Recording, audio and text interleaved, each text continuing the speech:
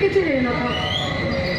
ହେ ମା ମଙ୍ଗଳା, ମୋ ପୁଅକୁ ଭଲରେ ଭଲରେ ଫେରେଇ ଆଣେ ମା, ଭଲରେ ଭଲରେ ଫେରେଇ ଆଣେ। ଏ ମା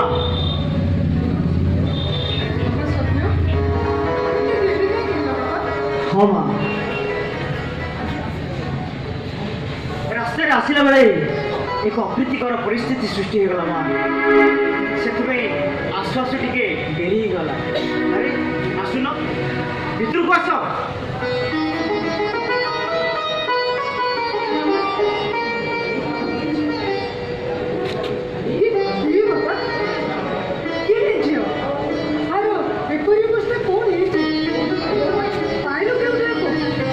ଲମ୍ବା କାହାଣୀ ମା। ବିବାହର 10 ଦିନ ହୋଇଛି କି ନାହିଁ, ଆଉ ସ୍ୱାମୀକୁ ଛାଡ଼ି ସବୁଦିନ ପାଇଁ ଆର ମାରିକି ଚାଲିଗଲେ। କଥା ଏତିକି ସରିଲାନି, ବୋଝ ଉପରେ ନଳିତା ବିଡ଼ା କରି ଆଉ ଶାଶୁ ଓ ନଣଦାକୁ ସବୁଦିନ ପାଇଁ ଘରୁ ବାହାର କରିଦେଲେ। ଏଣୁ ସେ ଆତ୍ମହତ୍ୟା କରିବାକୁ ଯାଉଥିଲେ। ମୁଁ ଯାଇ ସେଠି ତାଙ୍କୁ ଉଦ୍ଧାର କରିଲି ମା, ଆଉ ଏଠାକୁ ଆଣିଦେଲି। ଭଲ କଲେ ବାପା, ଏମିତି ଗୋଟିଏ ନିରୀହ ଝିଅର ଜୀବନ ବଞ୍ଚାଇ ଦେଲୁ। ହଁ ମା, ତୁ ଏମିତି ନିଷ୍ପତ୍ତି ଆଉ କେବେ ବି ନେବୁନି। ଏମିତି ଭାଙ୍ଗି ପଡ଼ିଲେ ହବ? ସଂସାର ଭିତରେ ଘର ପଥର ପଡ଼ିଲେ ସରେ। ଆଚ୍ଛା ମା, ତୋ ନାଁଟା କ'ଣ?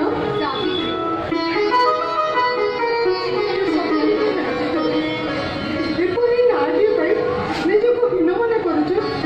ଦୁନିଆରେ ଲୋକଙ୍କ ପାଇଁ କିଛି କରିବାର ଚେଷ୍ଟା କରେ, ଦେଖିବୁ ତୋ ଦୁଃଖ ଆସ୍ତେ ଆସ୍ତେ ଦୂର ହେଇଯିବ। ଜୀବନରେ ବେଳେବେଳେ ଏମିତି ପରିସ୍ଥିତିର ସମ୍ମୁଖୀନ ହେବାକୁ ପଡ଼ିବ।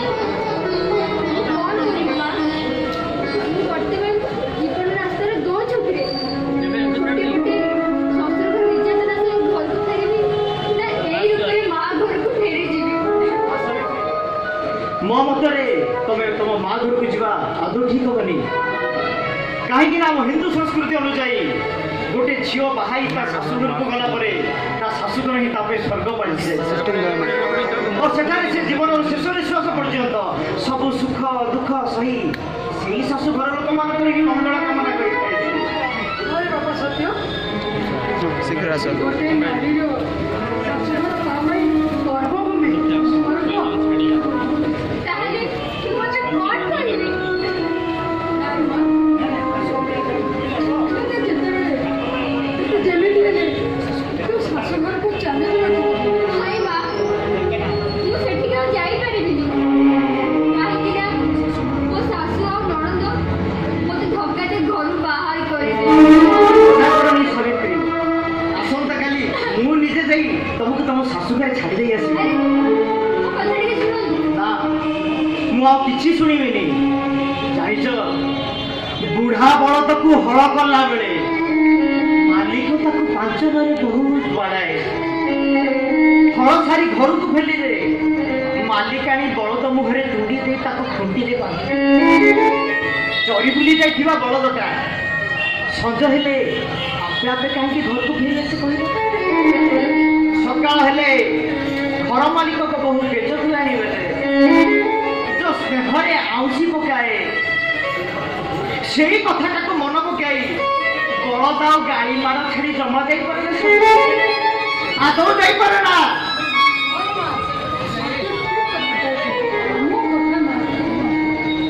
ଆସନ୍ତାକାଲି ସକାଳେ ତୁ ତୋ ଶାଶୁଘରକୁ ଚାଲିବୁ।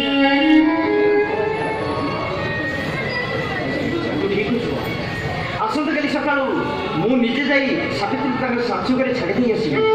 ହଁ ମା, ରାତି ବେଶୀ ହେଲାଣି, ଚାଲ ମିଶିକିରି ଖାଇନେବା। ହାଏ ମା, ମୋତେ ଭୋକ ନାହିଁ। ଆରେ ମା,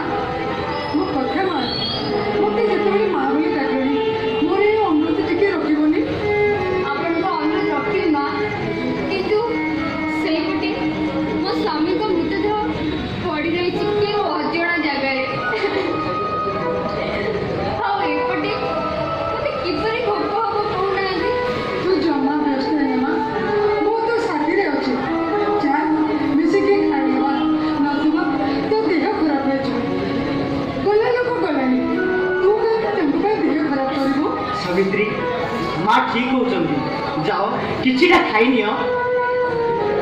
ଚାଲ ମା ଆଉ ଡେରି କରେନା ଭିତରକୁ ଯା ଗୋଡ଼ ମୁହଁ ହାତ ଧୋଇ କିଛି ଖାଇବ।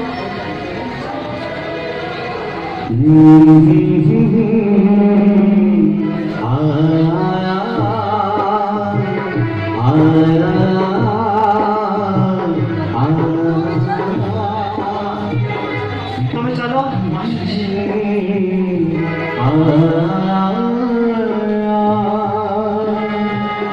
ହେ ଭଗବାନ, ସାବିତ୍ରୀର ସୁଖର ଦିନ ସବୁ ଫେରେଇ ଆଣ ପ୍ରଭୁ। ତା ଓଠରୁ ହଜି ଯାଇଥିବା ଖୁସି ଟିକକୁ କେବଳ ଫେରେଇ ଆଣ। ସେ କେମିତି ସବୁଦିନ ଟିକେ ଖୁସିରେ ରହୁ ପ୍ରଭୁ, ଖୁସିରେ ରହୁ। ରାତି ତ ବହୁତ ହେଲାଣି, ମୁଁ ବି ଯାଏ ଖାଇ ଟିକେ ବିଶ୍ରାମ ହେଇଯାଏ। ସକାଳ ପୁଣି ସାବିତ୍ରୀର ଘରକୁ ମୋତେ ଯିବାକୁ ପଡ଼ିବ।